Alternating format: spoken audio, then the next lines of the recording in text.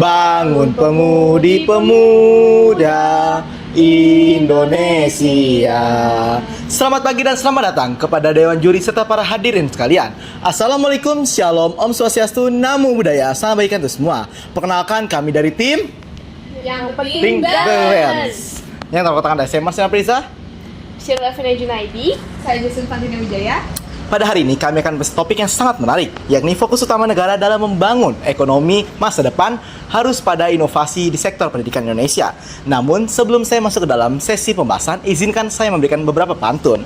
Jalan-jalan ke kota lama, Cakep. tidak lupa membeli durian. Cakep. Inovasi pendidikan itu utama, Cakep. pada masa depan cerah itu jadi tujuan.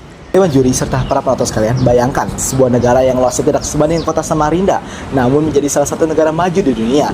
Singapura adalah salah satu negara dengan tingkat popularitas yang lebih rendah dibandingkan negara Indonesia. Tapi Singapura menjadi salah satu negara dengan sektor ekonomi yang sangat kuat. Hal ini disebabkan karena Singapura berfokus dalam investasi di bidang pendidikan serta peningkatan sumber daya manusia. Sekarang mari kita bandingkan dengan Indonesia. Negara Indonesia saat ini sedang masuk dalam era bonus demografi, di mana usia produktif lebih tinggi dibandingkan usia non produktif. Hal ini adalah salah satu sejarah bagi bangsa. Apabila negara Indonesia dapat memanfaatkan era bonus demografi saat ini dengan lebih benar, maka Indonesia akan menjadi salah satu negara yang berkembang dan maju, dan juga dapat mencapai visi Indonesia Emas tahun 2045. Namun apabila negara Indonesia gagal dalam memanfaatkan era bonus demografi saat ini, maka negara Indonesia akan kehilangan kesempatan untuk menjadi negara maju. Selanjutnya, salah satu tantangan utama kita adalah kualitas sumber daya manusia Indonesia yang masih tertinggal jauh dibandingkan negara lainnya. Saudara-saudara sekalian, negara Indonesia adalah negara yang kaya akan kekayaan alam, mulai dari gas alam, minyak bumi, batu bara, nikel, hingga kekayaan laut yang melimpah. Siapakah yang mengelola itu semua? Pastinya bukan kita seutuhnya. Banyak kekayaan alam Indonesia yang dikelola oleh pihak asing. Dan sementara itu, para pekerja lokal atau para buruh lokal hanya sebagai buruh kasar dengan upah yang sangat rendah. Hal tersebut dikarenakan kurangnya kemampuan masyarakat Indonesia dalam mengelola kekayaan alamnya sendiri.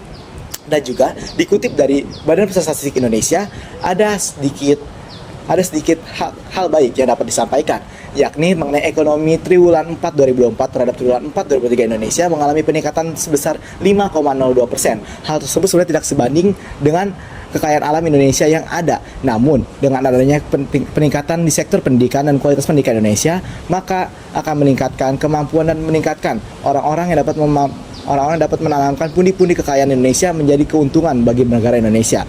Ya, sekarang kesejahteraan yang merata dan menurunnya tingkat kemiskinan bukanlah angan-angan semata lagi. Sekian, terima kasih.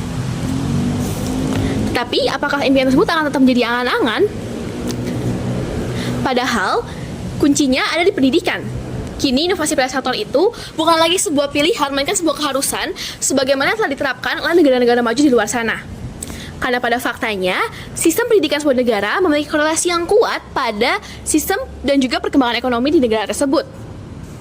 Semakin baik kualitas pendidikannya, maka semakin besar juga potensi kemajuan ekonomi di negara tersebut. Selain itu, banyak sekali ahli-ahli yang telah mengkaji inovasi dan juga investasi pendidikan melalui kacamata ekonomi. Sebagaimana dikatakan pada Human Capital Theory yang menyatakan bahwa sumber daya manusia yang baik adalah investasi utama pada perkembangan ekonomi suatu negara. Rosen dan Becker menyatakan bahwa sumber daya manusia yang baik nantinya akan meningkatkan kualitas sebuah tenaga kerja yang nantinya akan berdampak positif pada perkembangan ekonomi di negara tersebut. Dewan Juri terhormat, bukankah hal tersebut sudah menunjukkan betapa esensialnya pendidikan pada kemajuan ekonomi sebuah negara? Melalui sebuah pendidikan, kita dapat menghasilkan tenaga kerja yang terdidik, yang terampil, yang mampu bertahan dalam segala perkembangan yang ada di dunia global ini. Korea Selatan adalah contoh negara yang menunjukkan pendidikan sebagai kunci utama pada perkembangan ekonomi mereka.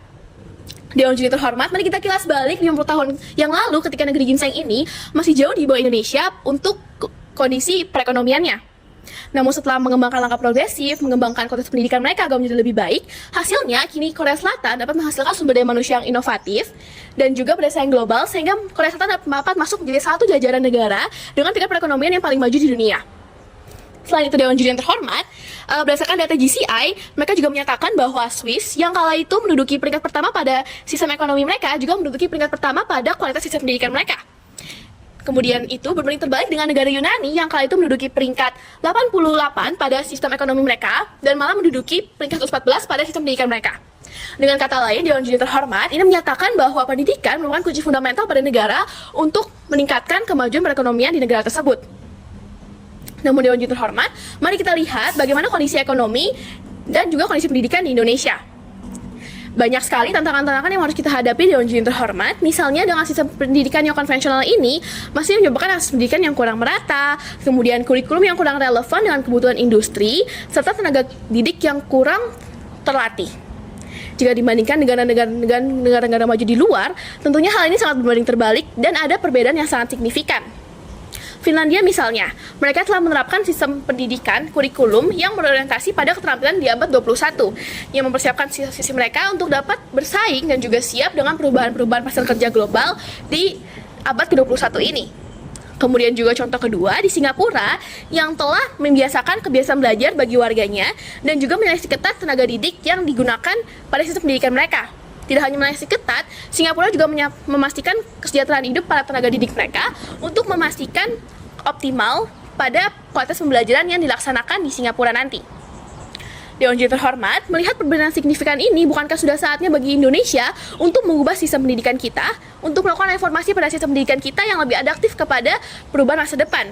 Karena pada hakikatnya, pendidikan bukan hanya sebuah media untuk transfer sebuah ilmu, tetapi juga merupakan salah satu investasi jangka panjang yang menentukan arah kemajuan sebuah bangsa. Namun kini, pilihan di tangan kita, Dewan Juri terhormat, jika kita ingin maju menjadi negara yang memiliki tingkat perekonomian yang baik sama seperti negara-negara di luar sana, maka inovasi pada sektor pendidikan bukan lagi sebuah pilihan, melainkan sebuah keharusan.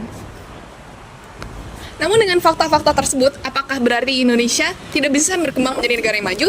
Jawabannya adalah tidak, Dewan Juri terhormat. Dengan langkah-langkah yang tepat, Indonesia mampu berkembang menjadi negara yang maju secara perekonomian.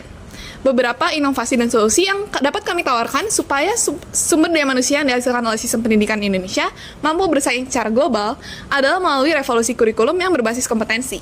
Yang pertama, sistem pendidikan di Indonesia harus mengalami reformasi besar supaya kurikulumnya bisa sesuai dengan kebutuhan industri dan tren global. Menurut laporan dari McKinsey pada tahun 2020, 60% dari sektor pekerjaan akan beralih ke otomatisasi dan 30% diantaranya akan digantikan dengan teknologi tinggi. Hal ini menandakan bahwa sistem pendidikan berbasis keterampilan harus diperkuat supaya lulusan yang dihasilkan mampu berkecimpung di dunia kerja nyata, tidak hanya menghafal teori saja. Hal ini sudah dibuktikan dengan negara-negara seperti Singapura dan Finlandia yang berhasil menciptakan calon pekerja yang mampu berkecimpung dan berkontribusi secara produktif di dunia kerja nyata. Yang kedua, Dewan Juri terhormat, adalah kemitraan antara dunia pendidikan dan dunia industri. Hubungan yang erat antara dunia industri dan dunia pendidikan sangatlah diperlukan melalui program-program seperti program magang wajib, pelatihan intensif, serta pemberian insentif bagi perusahaan-perusahaan yang menyediakan beasiswa pendidikan harus diperkuat. Hal ini dibuktikan di Singapura pada skema Skills Future yang mampu menghasilkan keberhasilan melalui program ini. Seperti contohnya, tenaga kerja yang dilatih langsung oleh sektor industri ini mampu memiliki keterampilan yang fleksibel serta kompetensi yang membuat mereka bisa bertahan di pasar kerja yang terus dan menerus berubah. Yang ketiga adalah mengembangkan kesejahteraan dan pelatihan guru dan tenaga pengajar. Seperti yang kita semua ketahui, guru yang berkualitas baik akan menghasilkan murid yang berkualitas baik juga. Namun sayangnya masih banyak sekali negara yang menggaji guru di bawah standar. Berdasarkan laporan dari UNESCO, negara-negara yang memiliki guru dengan latar pendidikan baik menunjukkan hasil akademik yang jauh lebih baik pula. Oleh sebab itu, investasi pada pelatihan berkelanjutan untuk para guru sangatlah diperlukan supaya mereka siap untuk mengajarkan keterampilan terbaru bagi generasi mendatang. Dewan Juri yang terhormat, pendidikan bukan hanya sebatas alat untuk mencerdaskan kehidupan bangsa, namun juga sebagai fondasi untuk menciptakan kehidupan ekonomi yang berkelanjutan. Seperti yang kita ketahui, negara-negara yang memprioritaskan inovasi pendidikan sekarang memiliki daya saing yang lebih tinggi di tingkat global. Hal ini dikarenakan masa depan ekonomi suatu bangsa sangat dipengaruhi oleh kualitas pendidikannya. Oleh sebab itu, Dewan Juri yang terhormat, diperlukan adanya sistem pendidikan yang berbasis riset, teknologi, dan juga keterampilan praktis supaya menghasilkan generasi mendatang yang siap untuk menghadapi perubahan zaman. Dengan tidak adanya inovasi pendidikan, bonus demografi hanya akan menjadi beban dan memperlebar ketimpangan ekonomi. Oleh sebab itu, Dewan Juri terhormat, diperlukan adanya tindakan nyata sekarang. Jika kita ingin ekonomi kita maju dan mandiri, kita harus merevolusi pendidikan. Oleh sebab itu, mari kita jadikan inovasi pada sektor pendidikan sebagai prioritas utama dan juga merancangkan APBN supaya berinvestasi lebih banyak untuk sektor pendidikan. Supaya kita tidak hanya bisa bertahan, tapi kita juga bisa unggul dalam persaingan global. Masa depan berada di tangan kita, dan kuncinya adalah kualitas pendidikan. Demikian yang bisa kelompok kami sampaikan. Terima kasih. Assalamualaikum, Shalom, Om Swastiastu, Namo Buddhaya, salam kebajikan untuk kita semua.